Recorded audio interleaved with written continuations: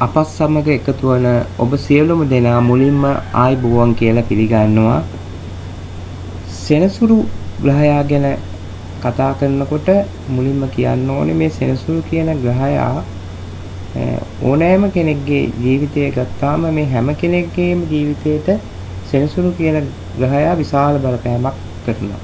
විශේෂයෙන් ග්‍රහයන් 9 දෙනා අතරින් යුරේනස් ප්ලූටෝ වගේ ග්‍රහයන් ඇරුණාම අපි නිතර කතා කරන ග්‍රහයන් 9 දෙනා අතරින් හැමින්ම ගමන් කරන ග්‍රහය තමයි සෙනසුරු කියලා කියන්නේ. ඒ වගේම යම්කිසි කෙනෙක්ගේ ජීවිතයේ වැඩිම බලපෑමක් කරන ග්‍රහයා හැටියට සෙනසුරු හඳුන්වන්න පුළුවන්.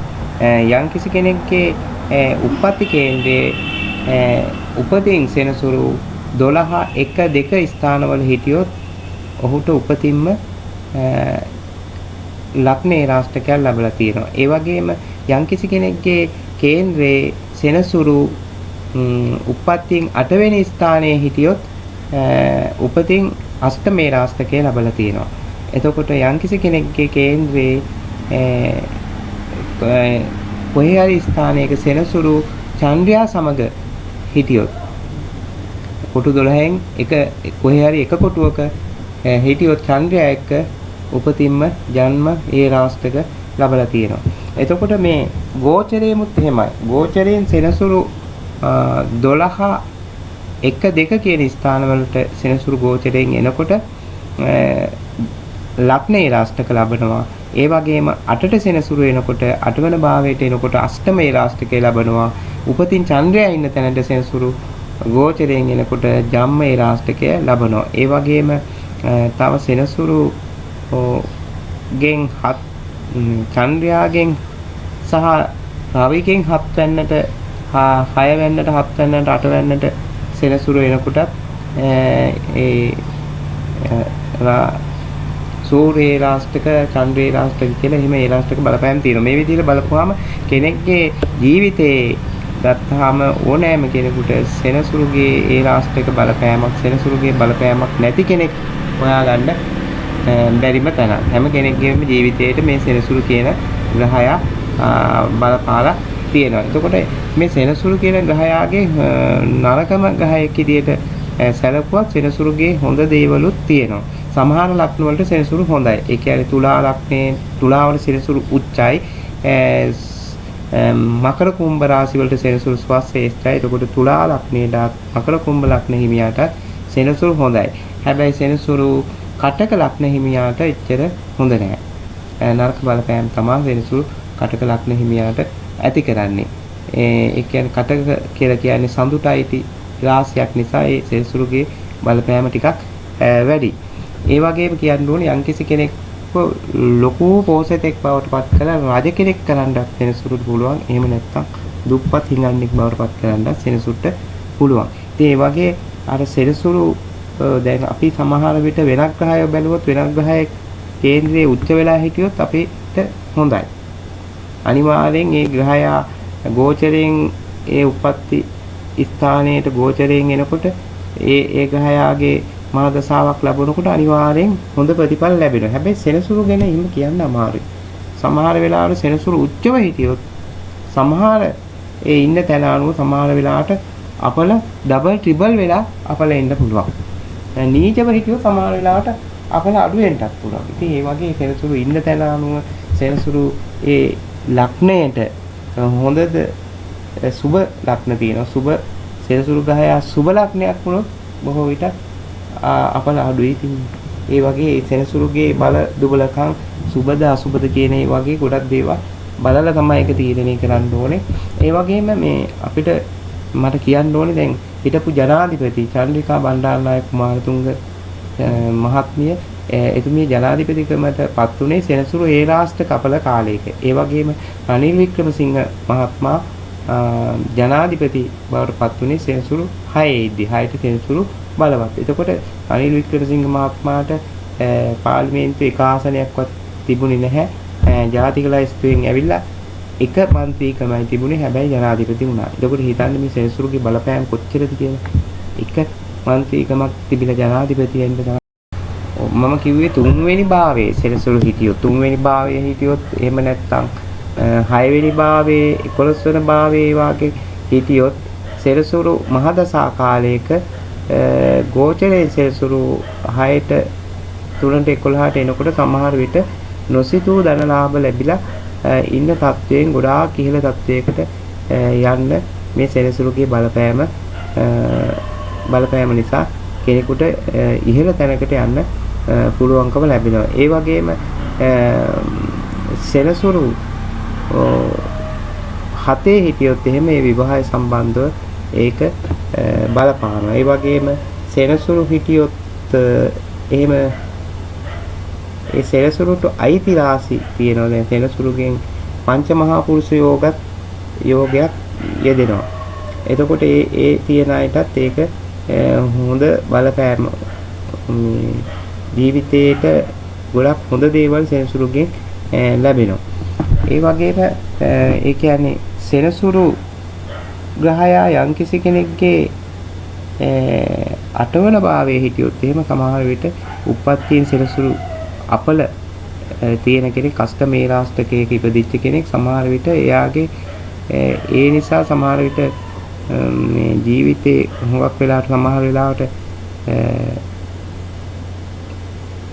ඒක මේ හදිස්සි අනතුරු වාගේ දේවල් එහෙම වෙන්න ගොඩාක් දුරට ඉඩ තියෙනවා සෙනසුරු 8 හිටියොත්. නමුත් ඒ ඉන්න ග්‍රහයොත් එක්ක සමහර විට සිකුරු වාගේ ග්‍රහයක් එක්ක හිටියොත් සමහර විට එහෙම බලපෑමක් වෙන්නේ නැහැ.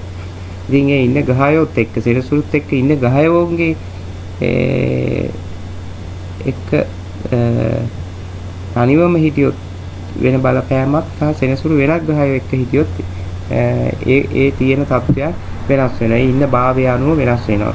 විශේෂයෙන් තුලා රාශියේ තුලා ලග්නයේ සෙනසුරු හොඳයි. ඒ වගේම කුම්භ මකර කුම්භ ලග්න වලට සෙනසුරු හොඳයි. සුබ ග්‍රහයි. ඒ ලග්නයේ අනුව සුභ අසුභ ග්‍රහය ඉන්නවා. එතකොට තුලා ලග්නයේට සෙනසුරු සුභම සුභ ග්‍රහයක් වෙනවා. එතකොට ඒ අයට ඒ කියන්නේ මකර කුම්භ ලග්න හිමියන්ට තුලා ලග්න හිමියන්ට සෙනසුරු ඒ රාශියක ලැබුවත් ඒ රාශියක ඊතරම් ලොකුවට බලපාන්නේ නැහැ. හැබැයි මේ සෙනසුරු කියන ග්‍රහයා මෙහෙමයි උච්ච වුණා කියලා නීච වුණාද උච්ච වුණාද කියන එක මත සෙනසුරුගේ බලපෑම වෙනස් අපිට කියන්න බෑ. හොඳ දැන් සමහර වෙලාවට දැන් අපි කියමු සිකුරු වාගේ ග්‍රහයක උච්ච වෙලා හිටියොත් එයාට ගොඩාක් හොඳ බලපෑම් ලැබෙනවා. උච්ච වෙලා ඉන්න ග්‍රහයන්ගේ හොඳ දේවල් ගොඩක් ලැබෙනවා. හැබැයි සෙනසුරුගේ එහෙම කියන්න අමාරුයි. සමහර වෙලාවට සෙනසුරු නරක දැන උච්ච වෙලා හිටියොත් තියෙනවට වඩා අපල වෙන්න පුළුවන්. සමහර විට නීච වෙලා හිටියට වඩා උච්ච වෙලා ඉන්නකොට නරක බලපෑම ඇති වෙන්නත් එහෙමත් ඉඩ තියෙනවා. ඉතින් ඒ නිසා මේ සෙනසුරු උච්ච වෙලා හිටියන් නරක වෙලා හිටියන් නරක දෙන වෙලාවට නරක දෙනවම තමයි. අනිවාර්යෙන් දෙනවා. අතප්පයක් හරි බොහෝ විට කකුල් වල ආබාධ ඇති කරනවා. සමහරවිට මොනවත් නැත්තම් හිටපු ගමන් මරලා දාන්න. එහෙම දේවල් සෙනසුරුගේ බලපෑම නිසා කෙනෙකුට වෙන්න පුළුවන්. තියෙන දේ පොළ නැති නාස්ති වෙලා විනාශ වෙලා නොයෙක් කරදර වලට මුහුණ පාන්න මේ සෙනසුරුගේ අපල බලපානවා. විශේෂයෙන් 11 වන භාවයේ ගත්තොත් 11 වන භාවයේ සෙනසුරුට බලවත් භාවයක් හොඳ බලපෑම් තියෙන 11 වන භාවයේ තියෙනකොට ලැබීම් ධන ලාභ වගේ දේවල් ලැබෙනවා. ධනෙ මිල මුදල් යාන වාහන එහෙම ලැබෙන්න පුළුවන්. නමුත් 11 වන භාවයේ ඉන්නකොට එතන පින් පව් සසරේ කරපු පින් පව් ඵල දෙන ස්ථානයක්. ඒ නිසා සමහර 11 වන භාවයේ පොත්වල තියෙනවා. මම මේක අත්දැකීමෙන් දැකලා තියෙනවා. මෙහෙම 11 වන භාවයේ හිටපු කෙනෙක් හිටියා. මේක අහගෙන ඉන්න 11 වන භාවයේ කාගේ හරි කෙනෙක්ගේ සෙනසුරු ඉන්නවා නම් ඒ අය බය වෙන්න එපා. මම මේ කියන්නේ දැනගන්න. එහෙම කෙනෙක් ඉන්නවනම් කමෙන්ට් එකක් දාන්න. එතකොට මට පුළුවන් කරන්න ඕන ඒකට මොනවද කරන්න ඕනේ කියන දේවල් කියන්න. ප්‍රතිකර්ම මොනවද කියලා. මේ 11 වන භාවයේ ඉන්නකොට ඒ සෙනසුරුගේ උප්පත්තියෙන් සෙනසුරු 11 ඉඳලා සෙනසුරුගේ දසා කාලයක් ලැබුවාම සෙනසුරුගේ අතුරු දසාවේදී බොහෝ විට අය හදිස්සි අනතුරකින් මරණයටපත් වෙනවා. මම දන්න කෙනෙක් එහෙම හිටියා. එයාගේ හිතේ සෙනසුරු 11. එතකොට එයා මැරෙන මොහොතේදී ගෝචරයේ මුත් සෙනසුරු 11ට ඇවිල්ලා මම කිව්වේ ඒ සෙනසුරු මාරක ග්‍රහයකුත් වෙනවා. සමහර වෙලාවට සෙනසුරු 11 හිටියාම 11 ඉන්න එක හොඳයි බලවත් වුණාට හොඳ නැහැ. 11යි තමයි හොඳම නැති දැන. සමහර වෙලාවට මරණයටපත් වෙනවා. මේ සමහර පොත්වල තියෙනවා අනිවාර්යෙන් සෙනසුරුගේ දසා කාලයේදී මරයි කියන්නේ. එහෙමම තියෙනවා. ඒ කියන්නේ මගේ යාළුවෙක් හිටියා. එයාගේ සෙනසුරු 11 හිටියේ උප්පත්තියෙන් සෙනසුරු උප්පත්ති කේන්ද්‍රයේ 11 හිටියේ. එතකොට ගෝචරයේ මුස් සෙනසුරු 11ට එනකොට එයා දරුණු රියානතුරුකේ මරණයටපත් වුණා. ඉතින් ඒ වගේ මේ සෙනසුරුගේ බලපෑම නිසා එම දේවල් වෙනවා. ඒ වගේම සෙනසුරු කටකරක්න හිමියාට ඒ රාෂ්ට්‍ර කපල ලකුවම ඉතාමත්ම නරක විදිහට බලපානවා. දැන් කටකලක්න හිමියෝ ඉන්නවා නම් ඒ අය මෙතන කමෙන්ට් එකක් දාන්න පසුගිය කාලේ ඒ රාෂ්ට්‍රයේ තිබිච්ච කටකලක්න හිමියෝ මන් දන්න අය ඉන්නවා. ඒගොල්ලන්ගේ එක්කෙනෙක් මැරුණා. අනිත් අයට කකුල් වල කකුල් කැඩුනා. ආබාධ වුණා. රෝගී වෙච්ච අය ඉන්නවා. ඉතින් ඒ වගේ දරුණු විදිහට බලපානවා ඒ කටකලක්න හිමියට. හැබැයි ඉතින් මේක හැමෝටම මෙහෙම වෙන්නේ නැහැ. ඒගොල්ලන්ගේ හොඳ ග්‍රහ පීඨීන් තියෙනවා නම් සමහර වෙලාවට එහෙම වෙන්නේ නැහැ. නමුත් අර 11 ඉන්නකොට අර බලපෑම උඩක් තියෙනවා. 11 කෙනෙක් ඉන්නවා නම් එයා අනිවාර්යෙන් තමන්ගේ කේන්ද්‍රයේ පළපුරු ජ්‍යොතිර්වේදී ගුරු කියලා බලවාගෙන ඊට අවශ්‍ය ප්‍රතිකර්ම කරවා ගන්නම ඕනේ. ඒ කියන්නේ සෙනසුරුගේ දසා කාලයක් ලැබුවොත් එහෙම යම් කිසි කෙනෙකුට අනිවාර්යෙන් එයාට ඒ කියන්නේ 9 වාගේ තැනක හිටියොත් තුලාවට උච්චයි මකර කුම්භ රාශිවල සෙනසුරු හිටියොත් හොඳයි. හැබැයි ඒත් 8 වාගේ ස්ථානයක 6 12 වාගේ 6ට හොඳයි. 8 වාගේ ස්ථානයක හිටියොත් 12 වාගේ ස්ථානයක හිටියොත් හොඳ නැහැ. සතුරු වෙලා හිටියොත් හොඳ නැහැ. සමහර වෙලාවට නීච වෙලා හිටියොත් ඒත් සෙනසුරු හොඳ වෙන්නත් පුළුවන්. එතකොට මේ සෙනසුරුගේ නීච වෙලා හිටියත් බලවත් උච්ච වෙලා හිටියත් සෙනසුරු කොහොමත් අපල කරන එක කරනවාම. ඒකේ සෙනසුරුගේ හැටි. ඒක හොඳ දේවලුත් දෙනවා. සල්ලි දෙන එකත් සෙනසුරු කරනවා. ඒ වගේම නැති කරන එකත් කරනවා. එතකොට මේ සෙනසුරුගේ මම මේ විදිහට කිව්වේ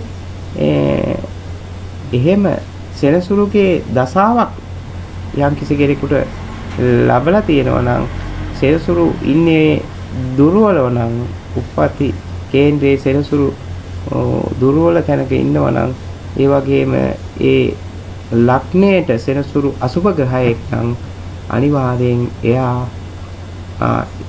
පින්දහම් කරන්න ඕනේ.